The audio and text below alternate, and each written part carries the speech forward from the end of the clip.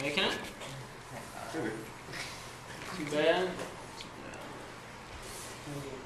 Alright, so a few people are having hiccups, little issues, screen printing, some of them trying to catch up, getting them finished, turned in. So you're going to have a little bit of time to work on that. Those that have worked hard got it where it needs to be today. I'm going to give you a little introduction to our next assignment. That way you can start generating ideas. Still, you can even manipulate a little bit of the blocks that I have up here. You can see some of the examples for our next process. So we'll officially go over this demo on Tuesday of next week. So last major demo of the semester, this is relief printing. So this is a process where you're going to be using blocks of linoleum, or you could potentially use wood blocks, so do a woodcut relief print, but I recommend beginners, never done one of these before, go with linoleum. So mainly because it's easier to purchase and the material is so much softer and easier to cut and deal with. So we're wood. We have chisel tools in there, or Dremel is the best way to work with that. So it takes a little extra steps to do that. So, I mean, we won't go over the full-fledged demo, but one thing that you're going to start needing to get is if you're going with linoleum block, you need to buy a linoleum block. So there's three different ways you can get this purchased. And so this is the first route here. This is called a mounted linoleum block. So you can see I've got this kind of particle board here. I've got a block, basically a layer of linoleum glued right on top of it. It comes prefabricated, already done. This one is an 8x10 block here. So I would say no bigger than 8x10. So 5x7, 6x8, 8x10, somewhere like that. So that way it still gives you a big area for a nice print, but it doesn't take you forever to carve these things. So depending on your image. So this little size block here, this is what, maybe a 4 or 5x6 or something. I wouldn't go smaller than this. So mainly for ease of cutting it and ease of printing. So it's a little bit nice to get kind of a mixture in between those two sizes. Nothing smaller than this, nothing bigger than this for your first one. So after you do that one, then you can always go bigger. So these you can find at Hobby Lobby, Michaels, Azels, Herwick's. They carry them. This is the gray battleship version. This is just the natural brown version here. Mostly at Azels, you're going to see the brown. So I personally prefer the gray. So there's not really much difference. The only thing that I've really found in the years of working with this stuff, I don't know what it is about the brown makeup on this block here. It tends to be a little bit drier. Tends to be a little bit harder to carve, and it's when you carve it, it starts to do like, almost like sandpaper dust, like little particles come off of this thing. It kind of crumbles a little bit. So where this one's softer, it doesn't do any of that. So, but it's harder to find the grays than it is the brown. So that's the problem. So I think Hobby Lobby and Michaels carries the gray. I'm not sure about Herwick's. I know Azels only carries the brown. So not really going to kill you either way. I've got several blocks brought in with both of them. So you'll need to get this in as soon as you can.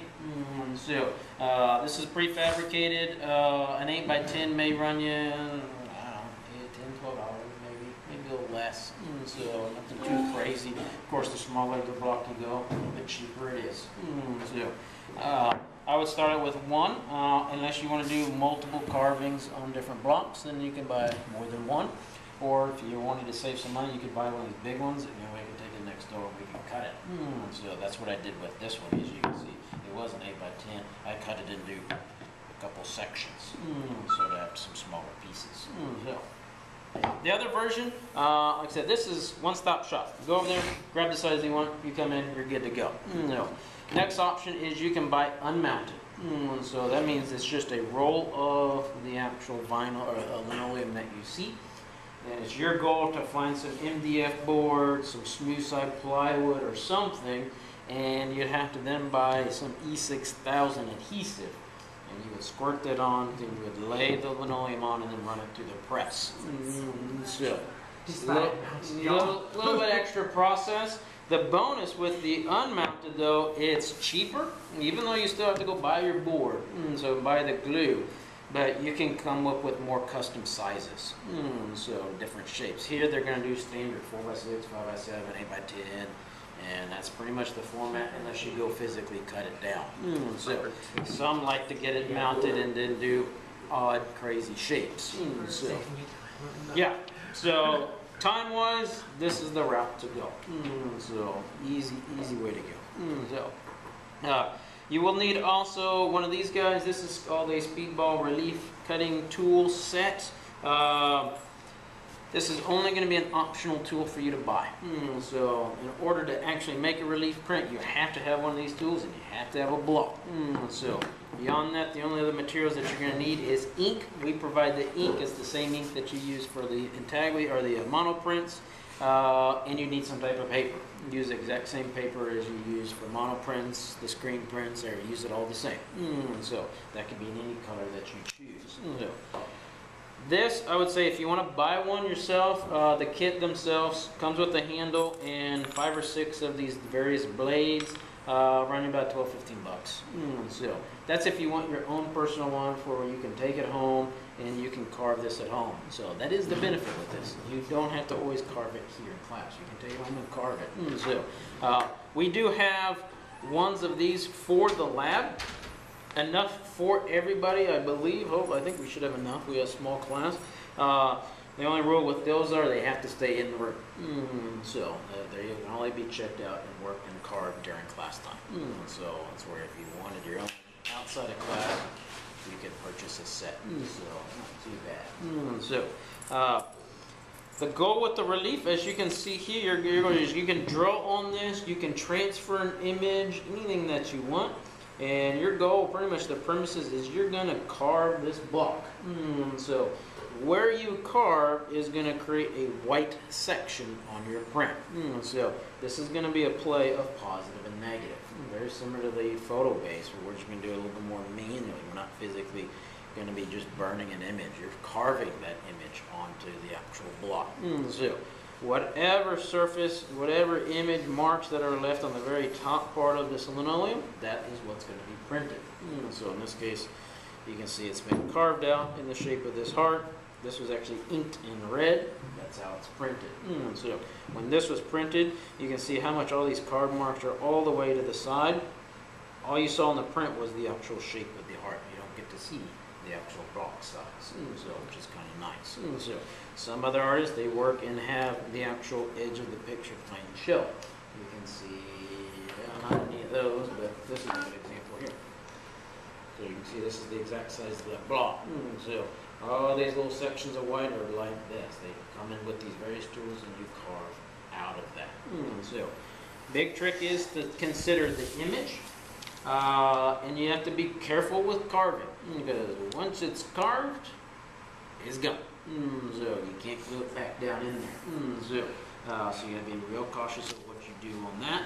Another thing on this is when you carve it, it's going to be reversed on here. So if you're wanting certain directions of things, it needs to be flipped when it goes on this block. So because your paper will be down here, printing off of it, and then we peel it off.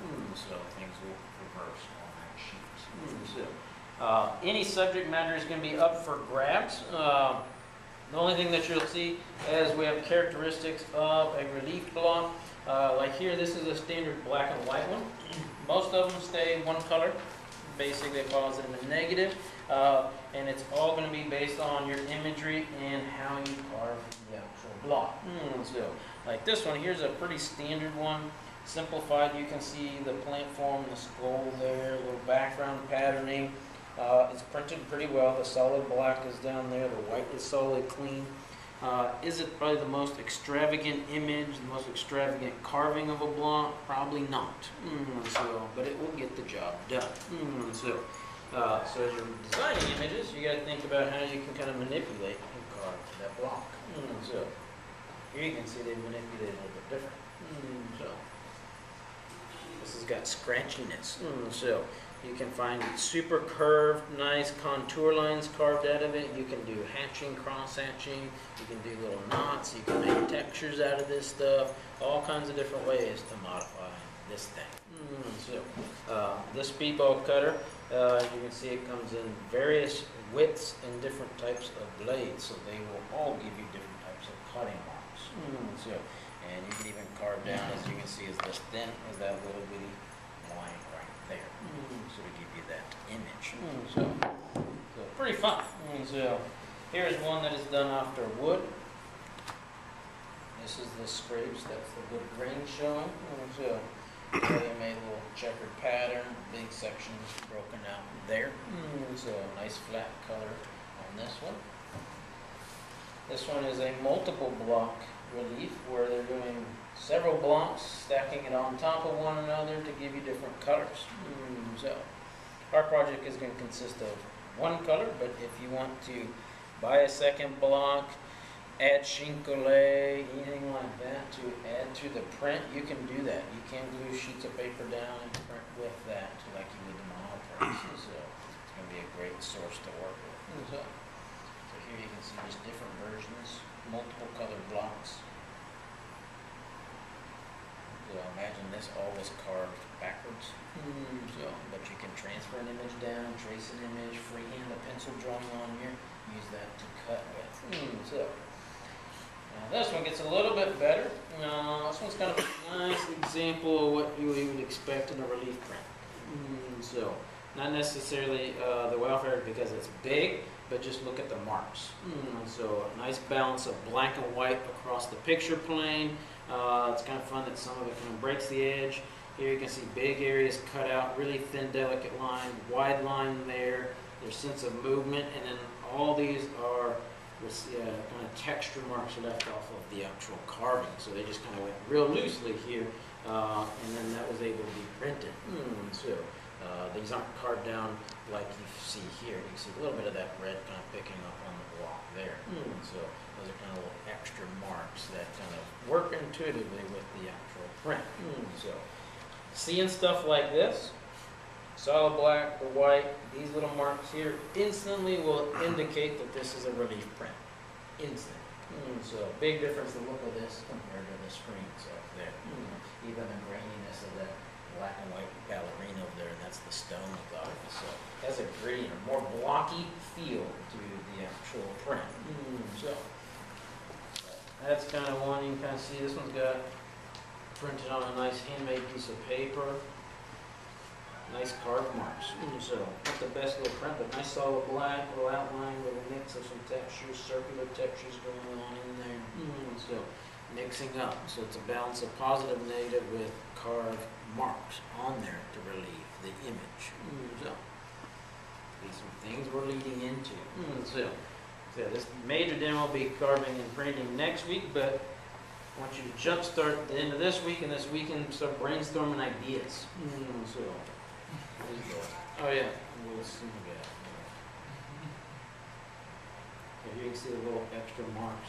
That could have easily been carved out and been just one big solid white shape. Could have been nice, but to me, those little extra carve marks left over give it a little extra character. So in this case, it could be printed in any color that we have. Most of the cases, everybody goes black and white, like you can see here, but it can be different colors. Of course, chincolé, if I wanted to cut a little piece of paper, like that little circle there, lay that on the block, a little bit of glue behind it, run it through the press, that would stick and that'd be a little color there. Or I could come up with a different block there as well to create the print. So fun thing is going to be about carving. The carving is going to take a little bit of time, so that's why I want to kind of get you jump started on the imagery, trying to get it down here and then getting to carving.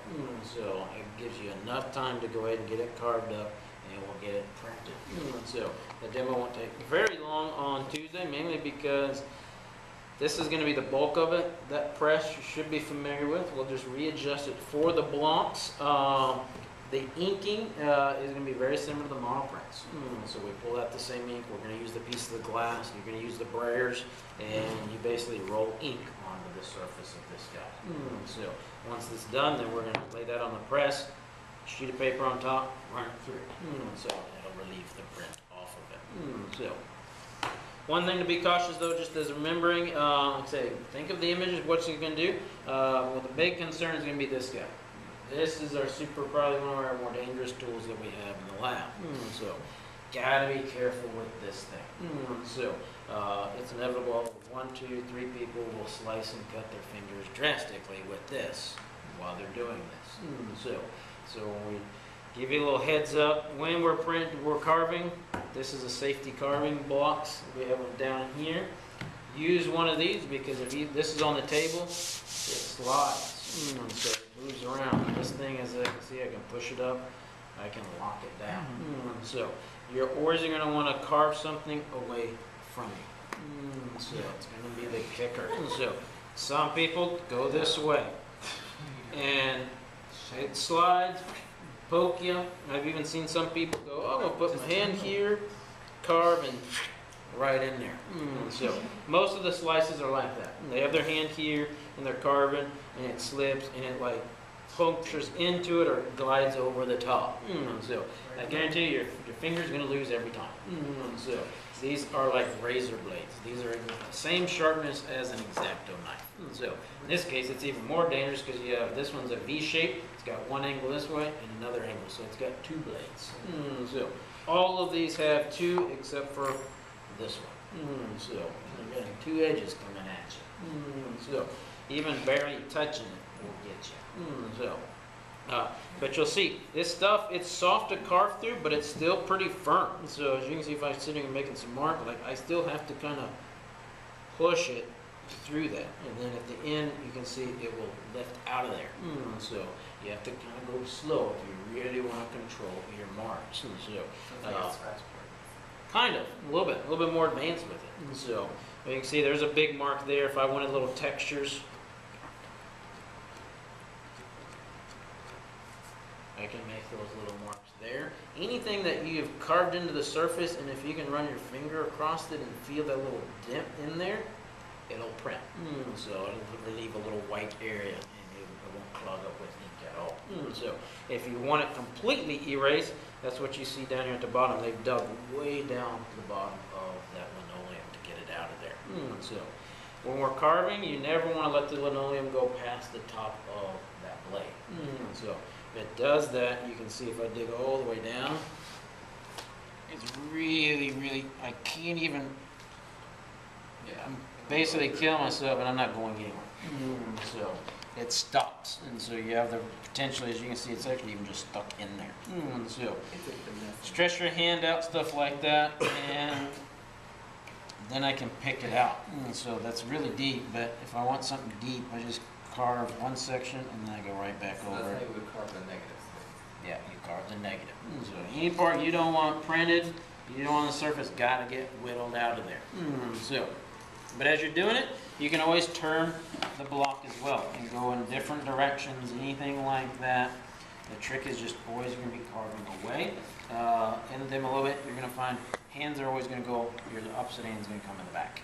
So it's either back here, you can brace your hand like this, or you can hold a hand, anything like this to get this thing out of the way. So I can't tell enough. See, so many people will start here, I'm carving here, and the hand's way over here, and then they start turning, they come over there, or it'll happen. So, and it hurts.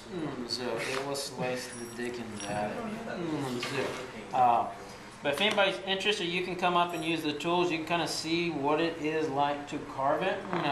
You're going to find it's going to hurt your hand a little bit. So what I recommend, like I said, big sections like this that need to be carved out, if you're doing something like that in your print, carve out about yay far. Stop. Rest your hand a little bit. Get away from it and then carve a little bit more. So break it up. Most relief printers out there, they usually have to wear braces on their wrists and their hands. Most of the tendonitis, they have all kinds of problems with their hand. So it's just that repetitive motion and the marking, and then the pressure of this, like getting jammed in the palm of your hand. So yeah, big time. Like a friend, colleague of mine, Juan Mora,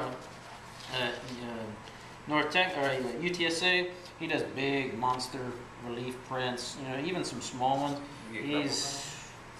I don't know, he's probably 8-10 years younger than I am. He has to permanently pretty much wear a brace already.